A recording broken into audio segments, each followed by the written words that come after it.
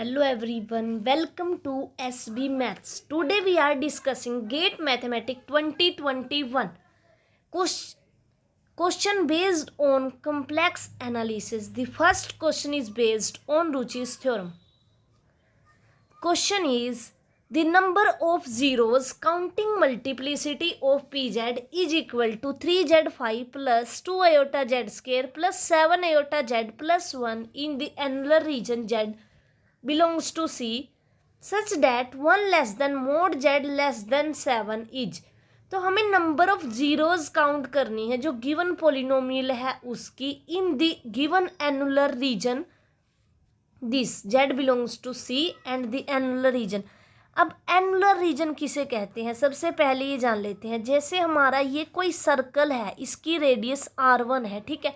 यहाँ पर 1 गिवन है तो 1 से बड़ा, और मान लेते हैं ये कोई R2 रेडियस है, ठीक है. ये हमारी 7 रेडियस का सर्कल है, ये 1 रेडियस का.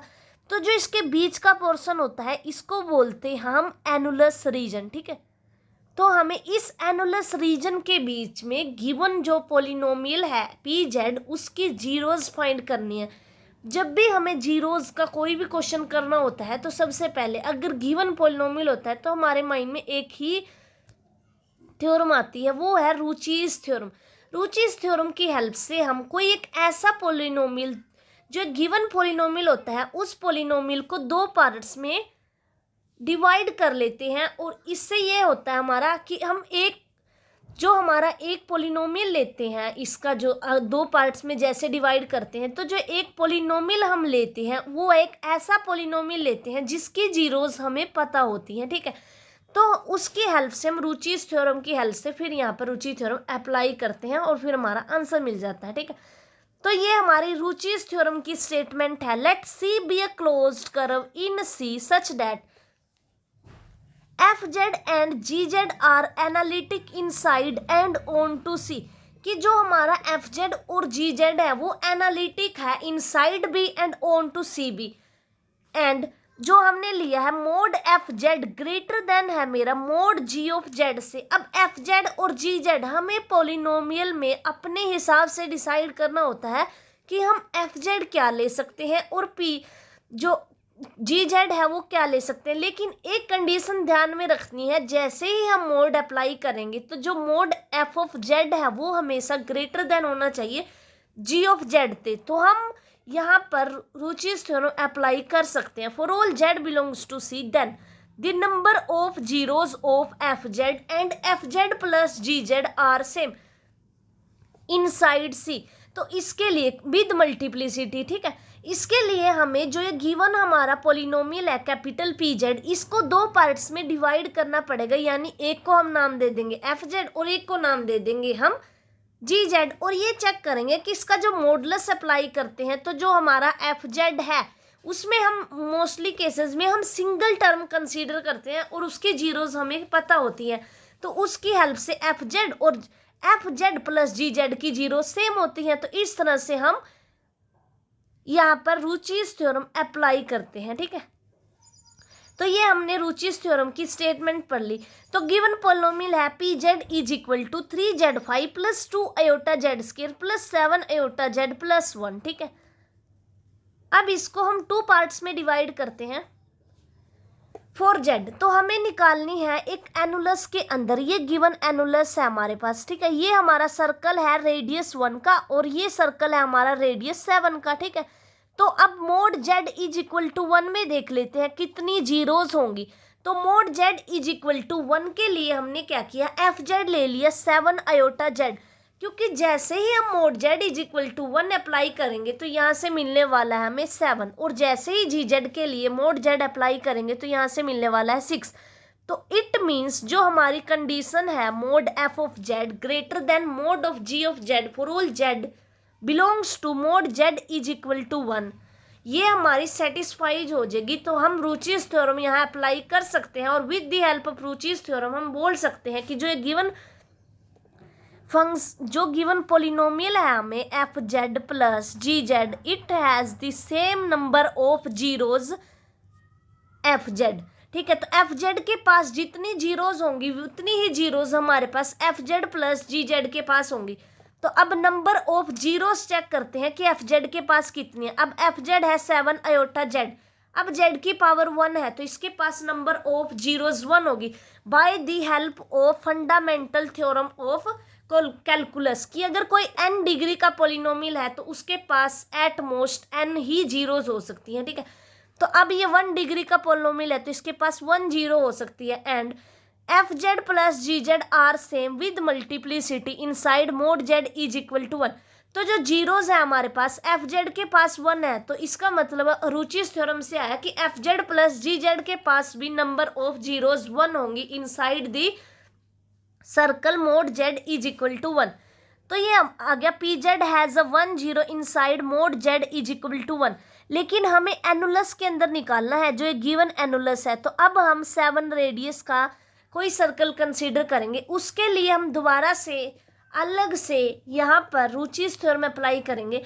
For mod z is equal to 7 f z is equal to, अब इस केस में अगर हम देखें mod z is equal to 7 लेना है, ठीक है। तो जो गिवन पोलिनोमियल है उसमें 3 जेड की पावर 5, तो 7 की पावर जैसे ही हम 5 करते हैं तो वो बड़ा रहेगा इस सारे पोलिनोमियल से 2 iota z square plus 7 iota z plus 1 से।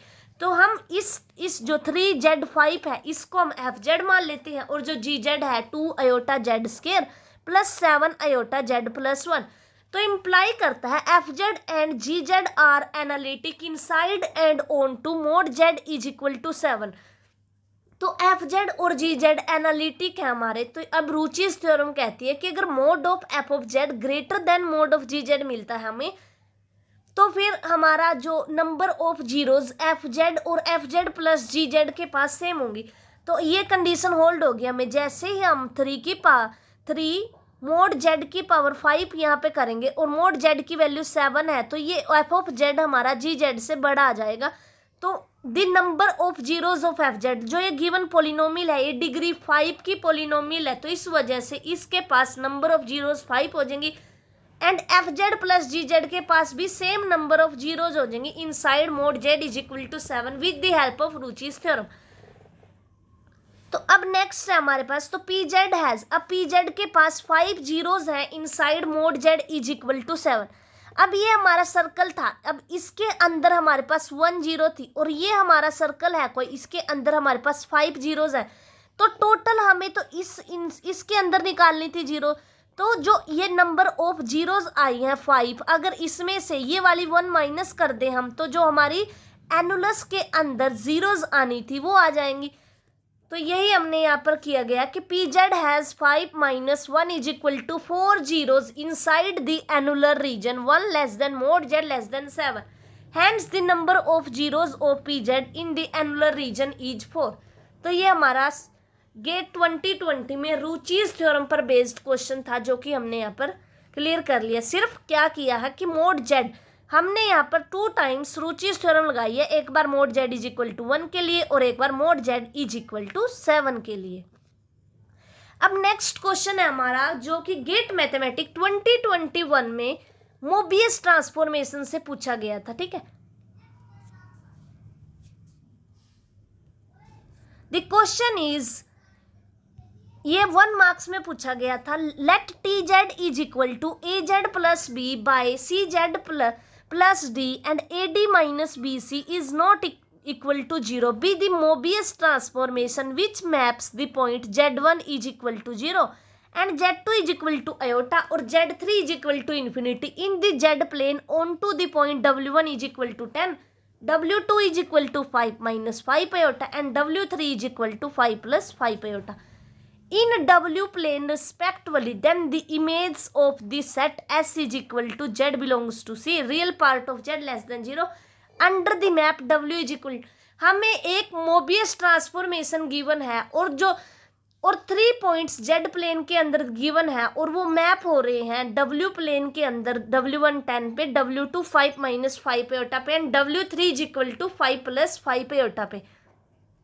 Then the image of the set पूछा है कि जो ये सेट है हमारे पास real part of z less than 0 under the map, ये मतलब कहाँ मैप होगा हमारा, ठीक है। ऑप्शन गिवन है W belongs to C mod W less than 5 की कोई एक ऐसे सर्कल पे होगा जिसकी रेडियस लेस देन 5 होगी, या फिर किसी एक ऐसे सर्कल पर मैप होगा जिसकी रेडियस ग्रेटर देन 5 होगी, और या फिर ऐसे सर्कल पर मैप होगा जिसकी रेडियस है जो वो 5 होगी और जिसका सेंटर भी 5 होगा। ठीक है, उसके बाद ये ऑप्शन है।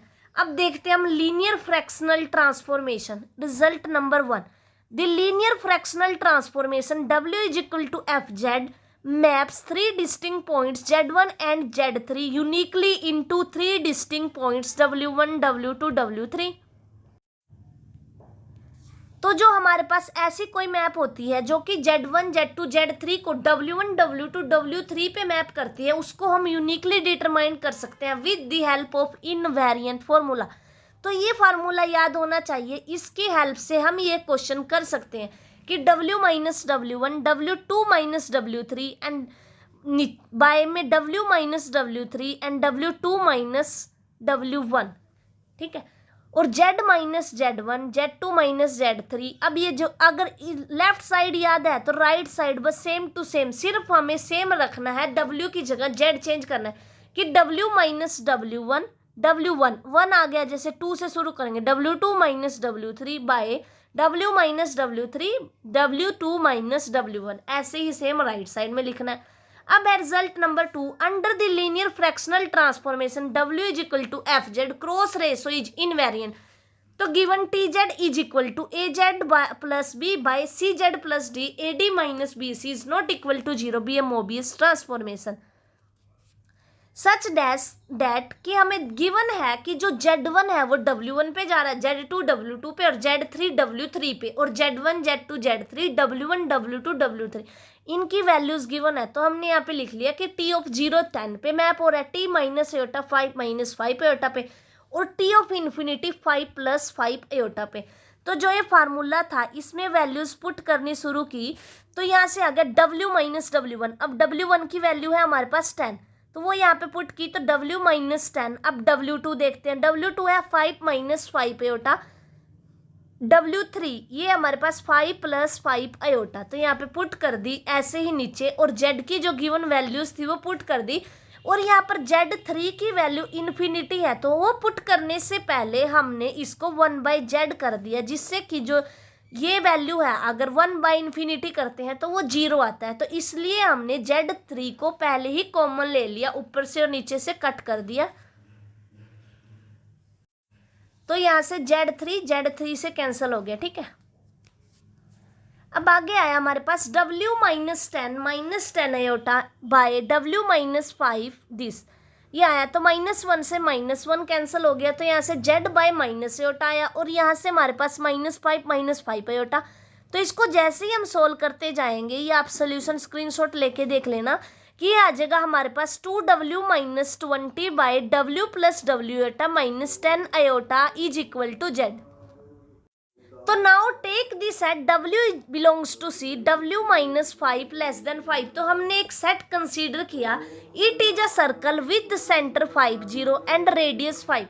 तो अगर इसमें हम एट 0 0 चेक करते हैं तो Z की वैल्यू आती है हमारे पास माइनस एयोटा, और अगर एट Z जो ये वैल्यू आई थी हमारे पास, ये इसमें अगर हम ये पॉइंट्स पुट करते हैं जो ये एट 0 0 एंड एट 10, 0 और एट 5, 5 और एट 5, तो ये वैल्यूज मिलती है हमें। तो जो हमारी ये रियल Z है ये लेस देन 0 आएगा, जैसे हम Z प्लेन के अंदर इसको ड्रा करेंगे, W प्लेन के अंदर, क्योंकि हमें यही पूछा था क्वेश्चन में कि जो सेट S है जिसके लिए Z सच डैट कि real part of Z less than है, वो कहाँ मैप होगा। तो जो यहाँ पे हमारा रियल पार्ट ऑफ Z है वो इस सर्कल पे मैप होगा जिसका सेंटर B5 है और जिसकी रेडियस B5 है। यही हमें इस क्वेश्चन में पूछा गया था, तो इस क्वेश्चन में हमारा आंसर हो जाएगा option 3 is true. The image of the set S Z belongs to C, real part of Z less than 0 under the map W is equal to FZ is W belongs to C and W minus 5 less than 5. Hence the option 3 is correct। उन्होंने यही पूछा था कि जो set S है ये कहाँ पर मैप होगा। तो हमने क्या किया, जो image W is equal to Z की फॉर्म में निकाल ली और उसके अंदर पॉइंट पुट करके देख लिए, तो ये हमारा इस सर्कल पर मैप हुआ जिसकी रेडियस 5 है और जिसका सेंटर B5 है। ठीक है, अब नेक्स्ट क्वेश्चन हमारा आर्ग्यूमेंट प्रिंसिपल बेस्ड है। ठीक है, कि आर्गुमेंट प्रिंसिपल पर बेस्ड क्वेश्चन आया था, number of zeros and number of poles. Question is 46 and ये मार्क्स 2 में आया था, और गेट में मार्क्स 2 एंड मार्क्स 1 ये बहुत ज्यादा इंपॉर्टेंट होते हैं, ठीक है। Let r is equal to z is equal to x plus i y belongs to c, x lies between 0 and 1 and जो y है वो -11 pi less than y less than 11 pi and gamma be a positively oriented boundary of r, then the value of the integral 1 by 2 pi iota integration gamma ez by ez minus 2 dz, ठीक है। ये है हमारे पास। तो अब इसके लिए हम आर्ग्यूमेंट प्रिंसिपल की हेल्प लेते हैं। आर्ग्यूमेंट प्रिंसिपल की स्टेटमेंट है ये कि let f z be analytic function inside and on to a closed contour C except finitely many poles, कि जो फंक्शन है ना वो एनालिटिक है इनसाइड भी और ऑन भी क्लोज्ड कंटूर के, लेकिन कुछ पोल्स को छोड़कर, कि कुछ पॉइंट्स ऐसे हैं जहां पर हमें सिंगुलैरिटी मिलती है। Then 1 by 2 pi iota integration c f dash z by f z dz is equal to n minus p. Here n is the number of zeros and p is the number of multiplicity inside c. तो it is known as argument principle. तो अगर हम यहाँ पर check करें तो जो अगर हमारा f z is equal to e z minus 2 लेते हैं तो एफ डैश जेड आएगा हमारा ई जेड, तो यानी ये वही आर्ग्यूमेंट प्रिंसिपल हो गया 2 पाई iota integration F dash Z by F Z. तो इसको हम ऐसे लिख सकते हैं अगर हम एफ जेड को ई जेड माइनस 2 ले लेते हैं, ठीक है। तो यहाँ पर आर्ग्यूमेंट प्रिंसिपल की हेल्प से हम इस इंटीग्रल की वैल्यू फाइंड कर सकते हैं। तो ये हमारा given z is equal to x plus iota y belongs to C and x lies between this, gamma is a positively oriented circle. तो अब हम आर्ग्यूमेंट प्रिंसिपल लगा सकते हैं कि द वैल्यू ऑफ, वैल्यू पूछी हमें तो 1 बाय 2 पाई होता है integration gamma E Z by E z minus 2। अब ये हमारा एफ जेड हो गया और ये एफ डैश जेड। तो आर्ग्यूमेंट प्रिंसिपल कहता है कि इसकी वैल्यू एन माइनस पी के इक्वल होगी। एन होगा number of zeros of f z और p होगा number of poles of f z. Now the zeros of f z is given by, अब जीरोज फाइंड करनी है इसकी एफ जेड की, क्योंकि ये नंबर ऑफ जीरोज ही फाइंड करनी पड़ेंगी हमें एफ जेड की, उसके बाद नंबर ऑफ पोल्स फाइंड कर लेंगे हम एफ जेड के। तो नंबर ऑफ जीरो कैसे फाइंड करते हैं, जो गिवन नंबर होता है उसको जीरो से इक्वेट कर लेते हैं, वहां से जितनी नंबर ऑफ जीरोज आती हैं वो होती है उस फंक्शन की नंबर ऑफ जीरोज। तो ई z minus 2 is equal to 0, तो यहाँ से आ जाएगा हमारे पास E Z is equal to 2। अब हमें जेड चाहिए तो जेड आ जाएगा log mod 2 plus iota argument of 2 plus 2 n pi iota, ठीक है, for all N belongs to Z. अब जेड की वैल्यू है लॉग मोड 2 प्लस आयोटा, अब आर्ग्यूमेंट 2 की वैल्यू, अब आर्ग्यूमेंट ऑफ थीटा होता है हमारे पास जो वो होता है 10 इनवर्स y बाय एक्स। अब y की वैल्यू है इसमें 0, क्योंकि x प्लस आयोटा y, तो आयोटा का कोफिशिएंट होता है y, तो y है यहाँ पर 0। तो z is equal to log mod 2 plus iota argument 2 plus 2 n pi. अब आर्ग्यूमेंट 2 की वैल्यू तो 0 हो जाए क्योंकि 10 इनवर्स 0 इज इक्वल टू 0, तो यहाँ से आ गया z is equal to log mod 2 plus iota 2 n pi, n belongs to z। तो z is equal to log mod 2 plus 2 n pi iota n belongs to z। तो यहाँ से हम चेक करते हैं कि y की ऐसी कौन सी वैल्यू है जिनके लिए जो नंबर ऑफ जीरोस हम फाइंड कर सकते हैं, ठीक है। तो अब y की वैल्यू है जो वो गिवन थी हमें -11 से और 11 पाई लेस देन 11 पाई, ठीक है। अब ये हमारे पास ऐसे, तो जो हमारी z की वैल्यू आई है वो आई है log mod 2 प्लस 2n पाई आयोटा। तो जो n है हम कहाँ तक कंसीडर कर सकते हैं कि जिससे जो हमारी आयोटा, क्योंकि z होता है हमारे पास z is equal to x plus iota y. तो अब x अगर मैं कंपेयर करूं तो x की वैल्यू तो है मेरे पास यहाँ log mod 2 और जो y की वैल्यू है वो है मेरे पास 2n पाई आयोटा। तो यहाँ n की किस किस वैल्यू के लिए y मेरा -11 पाई से बड़ा होगा और 11 पाई से छोटा होगा, क्योंकि गिवन है हमें कंडीशन की जो 11 पाई जो y है हमारा 11 पाई से बड़ा है और -11 पाई से बड़ा है और 11 पाई से छोटा है, तो इसलिए हमने यहाँ पे अप्लाई करना शुरू कर दिया और x की जो वैल्यू है वो 1 गिवन है। तो ये यहाँ पे ये लाइन ग्राफ बनाया हमने ऐसे, तो log 2 एंड log 2 प्लस 2 पाई। अब 11 पाई तक जाना है तो यहाँ पर सिर्फ 5 ही वैल्यू आएंगी 10 पाई तक, तो 1 2 3 4 5 तो हो गई ये। अगर n को 0 ले लेते हैं तो एक होगी ये log 2 सिर्फ, उसके बाद 5 ही नीचे आएगा क्योंकि -11 पाई तक जा सकते हैं तो उसके अंदर रहना है लेस देन, तो इसलिए 5 यहाँ से मिले और 5 यहाँ से जीरोज मिली और 1 यहाँ से, तो टोटल हो गई हमारे पास 11 नंबर ऑफ जीरोज। ठीक है, तो therefore fz has 11 zeros inside the region gamma implies n is equal to 11। अब हमें 11 जीरोज मिल गई। ठीक है, since fz is an entire function it implies, अब जो fz है, ठीक है, अब fz है हमारे पास ez-2। अब इसके पास नंबर ऑफ पोल्स क्या होते हैं, नंबर ऑफ पोल्स निकालने के लिए जो हमारा डिनोमिनेटर में होता है उसको 0 के इक्वेट करते हैं, लेकिन इसमें तो डिनोमिनेटर में कोई टर्म ही नहीं है, ये तो एक एंटायर फंक्शन है और एंटायर फंक्शन के पास कोई भी पोल्स नहीं होता, तो इसके पास 11 जीरोज हैं, लेकिन नंबर ऑफ पोल्स कितने हैं इसके अंदर 0। तो यहाँ से हमारा आर्गुमेंट प्रिंसिपल क्या था कि जो गिवन इंटीग्रल है उसकी वैल्यू होने वाली है n-p, तो number of zeros and p is number of poles. Number of poles कितने हैं 0 और नंबर ऑफ जीरोज कितनी है हमारी 11, तो जो गिवन इंटीग्रल था उसकी वैल्यू आ गई हमारी 11। Thank you for watching and please subscribe my channel and please like, if you like I would be appreciated. Thank you for watching.